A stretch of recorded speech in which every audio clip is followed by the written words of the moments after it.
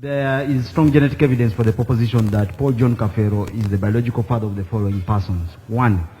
KAFEERO Benedicto. KAFEERO Benedicto Ajewan. Number 2 on our list is KAFEERO Simon Peter. KAFEERO Simon Peter Jangu. Number 3 on our list is KAFEERO Thomas. The next on our list is Nagawa Elizabeth.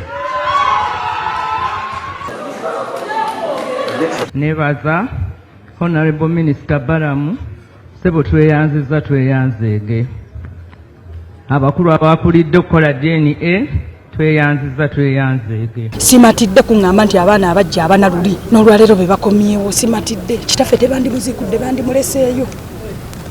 Tetuli bamativu wabula babeewaana ne balooya baabwe. Nze ngenze mu kyalo gye ndi kati we kinaagaana ebyobulungi tujja kukozesa ku maanyi amalala.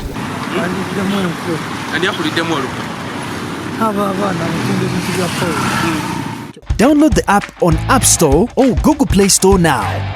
Vision Digital Experience, the future of media.